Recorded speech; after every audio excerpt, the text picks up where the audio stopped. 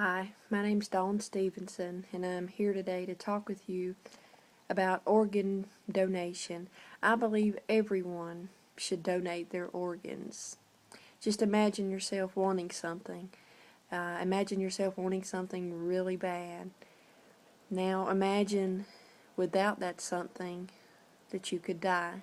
That's how people are feeling all over the United States right now. This could be your mother. It could be your father. It could be your husband, your wife, your son, your daughter that are feeling like I just described. I'm credible today to speak with this about you because of all the research that I've done over the past few years about organ donation, but most importantly, because my mother received a liver transplant back in 1999 because someone made the decision to be an organ donor. The purpose of this speech is to persuade you, to encourage you to become an organ donor, and to let you know just how easy it can be to sign up to be an organ donor. I think the problem mainly today is lack of knowledge about organ donation. Right now in the United States, according to the Harvard Medical Group, who published an article, there are over 80,000 people waiting on a transplant right now. And just imagine this could be your family. It's just scary. It is a scary thing. I've been there, been on the list with my mom, waiting and praying every time the phone would ring that that phone call would be for her. And then one night it was. We received that phone call 9 o'clock at night, and we head off to Birmingham so my mother could receive a new chance of life. Her liver transplant was very, very successful.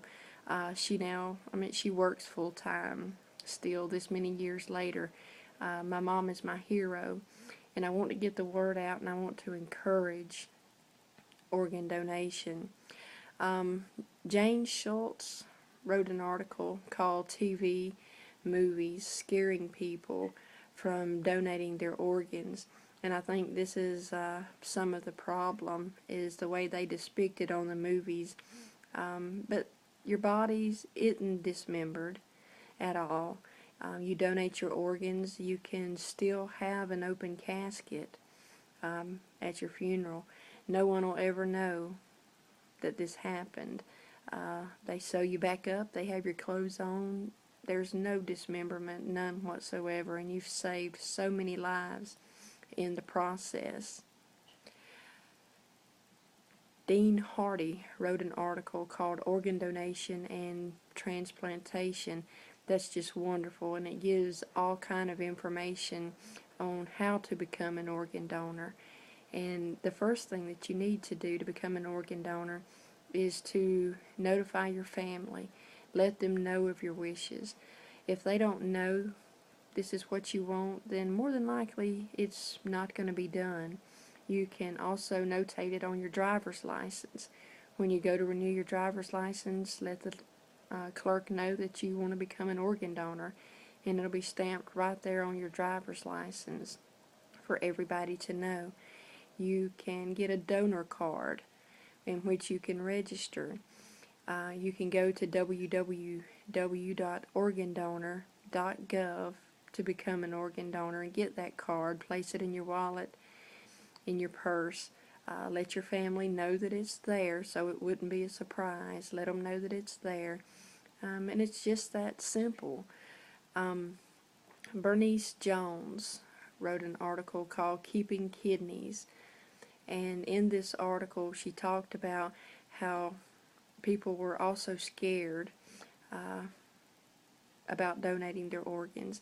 And there's nothing to be scared of. You are no longer with us at the time. You don't feel anything. You don't feel any kind of pain. And you've given people a new chance of life life rather, because of this decision that you've made. Sometimes people think that they're too old to donate organs, and that's not the case. Jan McCrath wrote an article called "Are You Too Old to Donate?" And you can donate at all ages, anywhere from infancy to the elderly person.